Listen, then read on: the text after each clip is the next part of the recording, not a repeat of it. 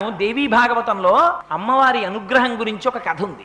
అందులో పూర్వకాలంలో దేవదత్తుడు అని ఒక బ్రాహ్మణుడు ఉండేవాడు. ఆయనకి కొడుకులు లేకపోతే ఆయన పుత్రకామేష్టి అనేటటువంటి ఇష్టి చేశాడు కొడుకుల కోసం. ఆ చేసేటప్పుడు అందులో ఉద్గాత అని ఆ సామవేదాన్ని పఠించడం కోసం సుస్వరంతో స్వరం తప్పకుండా ఆ పలకగలిగినటువంటి గొప్ప నైపుణ్యం కలిగినటువంటి వాడిని గోభిలుడు అనబడేటటువంటి ఒక మహానుభావుణ్ణి తీసుకొచ్చి ఆ యాగంలో పెట్టుకున్నారు. యాగం అంతా పూర్తయిపోయింది. చిట్ట చివర సామవేదం చదువుతున్నారు. ఆ సామవేదం చదువుతున్నప్పుడు కొంచెం స్వరంలో దోషం వచ్చింది. దోషం వచ్చేటప్పటికి దేవదత్తుడికి ఎక్కడ లేని ఆగ్రహం వచ్చింది. నేను కొడుకు కోసమని యాగం చేస్తుంటే దాంట్లో వేదం చదవడానికి వచ్చి నువ్వు స్వరం తప్పుతావా, ఎంత తప్పు పని చేశావురా అని అడిగితే ఆయన అన్నాడు, వాక్కు స్వరము దేని మీద ఆధారపడతాయి? ఊపిరి మీద ఆధారపడతాయి. ఆ ఊపిరిని తరువాత తాను చెప్పబోయేటటువంటి వాక్యము ఎంత పొడుగుంటుందో దాన్ని ముందే లెక్క వేసుకుని దానికి కావలసినంత ఊపిరి లోపల తీసి నిలబెడితే తప్ప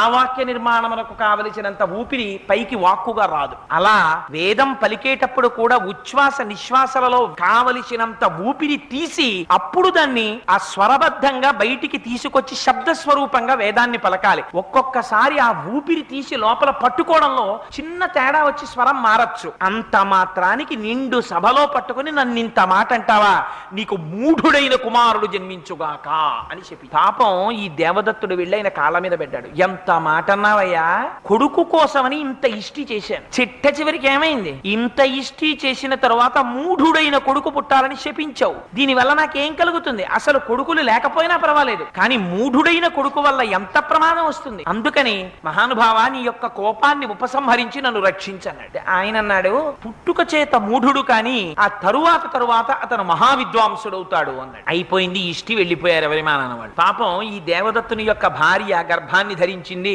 ఒక పిల్లవాడిని కంది. ఆ పిల్లవాడిని కూర్చోబెట్టుకుని దేవదత్తుడు సంధ్యావందనం నేర్పుదామంటే వాడు అలా చూస్తూ ఉండేవాడు. వాడి పేరు కూడా వాడి నోటికి తిరిగేది కాదు. ఉతధ్వజుడు అని పేరు పెట్టారు. ఆయన పేరే ఆయనకి నోరు తిరిగేది కాదు. అందుకని అసలు ఏమీ మాట్లాడేవాడు కాదు. అలా కూర్చునేవాడు, ఒక చెక్క బొమ్మ కూర్చున్నట్టు ఉండేవాడు. తండ్రికి అసహ్యం వేసింది. ఒరే, నీలాంటి వాడి గురించి శాస్త్రంలో ఏం చెప్తారో తెలుసా? బ్రాహ్మణుడవై పుట్టి సంధ్యావందనం చెయ్యడం కూడా చేతకాక నోరు విప్పి 4 మంచి మాటలు పలకలేని నీలాంటి వాడికి శరీరమును పోషించడానికి కావలసినంత తిండి మాత్రమే పెట్టమని శాస్త్రం. అందుకని నీకు అంత తిండే పెట్టాలి. అంతకన్నా నువ్వు ఎందుకు పనికిరావు. ఇంకా నువ్వు చచ్చిపోకుండా అన్నం పెట్టాలి అంతే.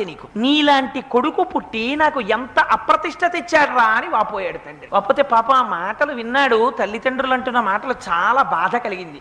చిచి, నేను ఉండకూడదని చెప్పి దూరంగా వెళ్ళిపోయాడు గంగానదీ తీరానికి.